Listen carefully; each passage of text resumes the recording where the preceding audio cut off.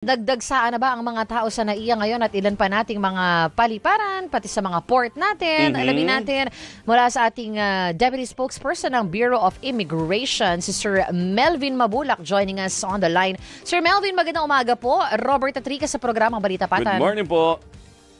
Good morning po, Sir Rica. Rica pwede rin po.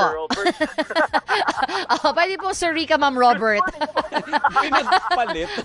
Hindi, kasi maraming ginagawa si Sir Melvin yun. So napagod din, hindi pa nakakatulog to. Sir Melvin, kumusta po ang biyahe po ng ating mga saan po ba mas maraming yun? Sa mga pantalan o sa mga paliparan? Po, sa ating paliparan, nakita natin yung increase. No? So far, at this moment, medyo light. Pero pag kaninang umaga, medyo mahaba. May mga peak hours kasi yan, pero nakikita natin talagang dumarami po yung mga pasaherong umaalis at dumarating sa ating bansa. Undas ngayon, alam natin medyo mahaba yung bakasyon at palapit na yung Pasko. Talagang nakita natin yung increase ng ating mga pasahero ngayon. Sir, ano po ito? Kahit international flights, marami rin po yung nakita ninyong papasok? Yes po, kahit international flight po, no? Ngayon po, ang mga tao, mga sanay na mag-travel abroad, unlike before. Kaya kahit ngayon, international, makita lang nila, medyo mahaba-haba yung walang pasok. Talagang nagtra-travel na sila. At papalapit na po kasi yung Pasko, marami na rin dumarating para magbakasyon. Opo. Sir Melvin, kung alam naman natin na kapag mga ganitong panahon, dudumog talaga, marami talaga magbabiyahe, may mga papasok, may mga lalabas ng bansa. Anong innovations or mga ginawa ng Bureau of Immigration para hindi po humaba yung pila na gaya ng inirereklamo po? May mga nagrereklamo po kasi na ang tagal daw nilang nakapila. Opo, talagang peak season talaga ngayon. We expect talaga.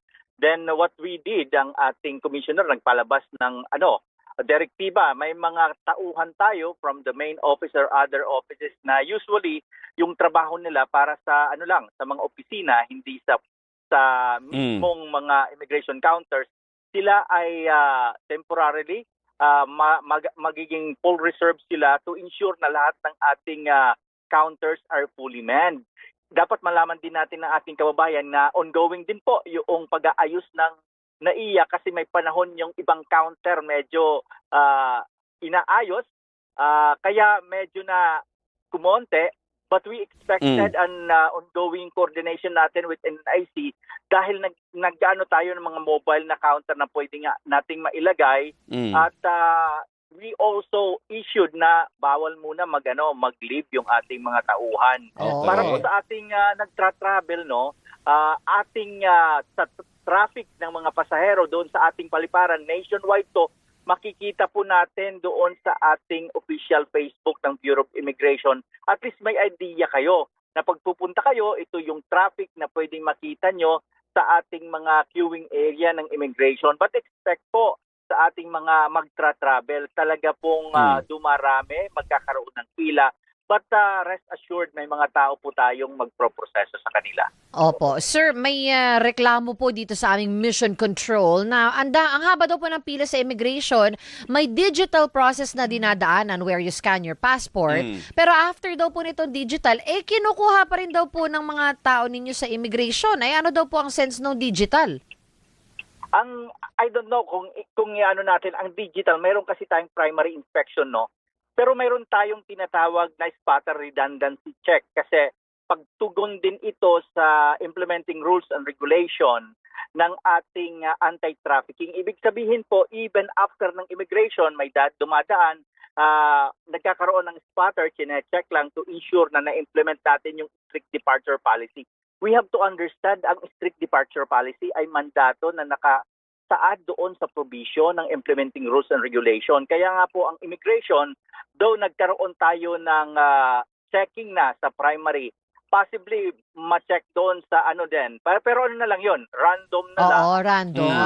Pero hindi talaga yon the usual kasi dumaan ka na doon sa primary inspection, na-check na sa DERO, ini-ensure lang na talagang na-check lahat ng dumaraan. Sir Melvin, halimbawa may mga kababayan tayo na pipila dyan sa immigration or magbabiyahe, ilang oras ang pwede nilang i-consider doon sa immigration na pila lang mismo ha? Mga ilang oras ang dapat nilang i-alat doon? Siyempre, para mas magdagdag sila ng oras, ng travel time, papunta dyan sa airport. Opo, sa atin po, you have to understand, dapat ngayong peak season, maglaan po at least 3 hours, 2 to 3 hours. Kasi papunta pa lang ng airport, matraffic na. Ang nagiging challenge natin, lalo na pag ikaw ay kumuha ng ticket na hindi ka pala nakapagbayad ng travel tax, pipila ka pa sa may travel tax, pipila ka pa sa check-in. Pagdating sa immigration, pila din yon. At after immigration, lalo na sa doon sa departure area natin, na hindi pa yung the new OFW, after immigration, pipila ka naman doon sa final x-ray sa OTS. Kaya maglaan po tayo 2 to 3 hours po, andito na. At after po ng check-in, please, diretso na po tayo sa immigration. Huwag na po tayong ikot-ikot pa. Palabas pa, ikot. Doon na lang po tayo sa boarding gate kasi para pag mag-final call, at least malapit ka na sa gate. Kasi yan po ang nagiging challenge po natin. Opo. Sir, sa mga ganitong panahon po na may exodus ng mga tao, paano po ninyo isinasagawa yung pag-check din sa mga posibleng trafficking incidents? Opo, mayroon po tayo kasing mayroon po tayong unit na ang kanilang trabaho lang ay mag-check sa implementing sa trafficking. Once may initial findings na hindi makita ng it requires additional time to conduct verification. Ang primary inspector po, sa kanyang action taken sa system, siya ay i-transfer yung verification doon sa secondary inspection. Kaya after that, pag na-check na compliant, babalik po sa primary inspection clear. However, kung hindi man siya, kasi 45 seconds lang po yung nakalaan sa ating primary inspection, baka hindi niya nakita lahat, mayroon dun po tayong spotter sa departure to ensure na talagang na-verify lahat. However, very challenging kasi nakita po natin yung profile ngayon ng nare-repat na mga kababayan natin. Talagang yung iba sa kanila well-traveled na, Yung iba sa kanila mga may trabaho pa nga, iiwan, pero only to find out sa repatriation, pumunta ng Cambodia, pumunta sa... Yung iba din po may mga dokumento na OFW talaga aalis, only to find out pagdating doon, iba pala yung pupuntahan. Very challenging sa atin, however, tuloy-tuloy po tayo. Sa arrival naman po, mayroon na po kasi tayong advanced passenger information. Ibig sabihin, even before, mga foreigners to, even before dumating sila sa atin, once ang isang airlines ay connected na sa atin, nagkakaroon na tayo ng mga advanced checking. Just like yung mga previous weeks, mayroon tayong nakita na on the way pa lang, airborne pa lang, nakita natin mayroong Interpol alert na possibly connected sa terrorism. Kaagad nating na-inform yan natin yung operating units natin, kaagad nagkaroon ng investigation at hindi pinapasok na interview yun. Pangalawa, yung the last time yung may drug na pasok natin sa system, on the way pa lang from Middle East, airborne pa lang, nakapag-conduct na tayo ng information sa ating mga counterparts.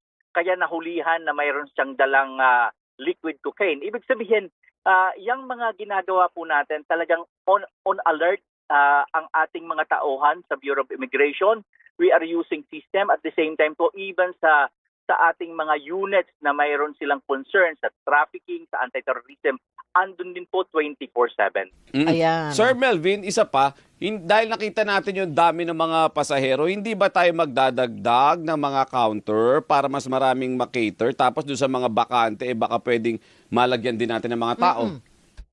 Yes po, yun po ang nating coordination sa NNIC. Isa din kasi sa project na gustong ma-implement na ng ating immigration NIC is kahit sa departure maglalagay na ng e-gates. Kaya yan ang mga nasa plano ngayon. Last quarter this year, isa yan sa tinitingnan natin. May mga testing na tayo, integration ng system sa software. At the same time, may target sila by this November.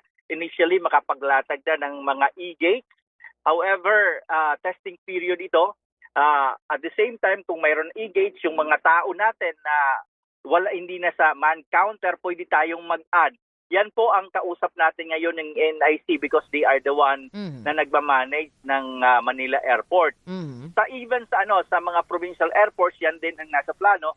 Nagkaroon na tayo ng procurement, naka-live po yun sa Facebook natin for the procurement of e-gates kasi mas mabilis na po ito, mas darami yung mga counters, dadaanan at yung mga tao may utilize natin for additional man counter. Oo, yan po talaga kailangan natin para bumilis ang Correct. proseso ng immigration. Maraming salamat sa inyong panahon, Sir Melvin. Thank you, sir. Good morning. Good morning po, maraming salamat, mabuhay po kayo. Thank you po.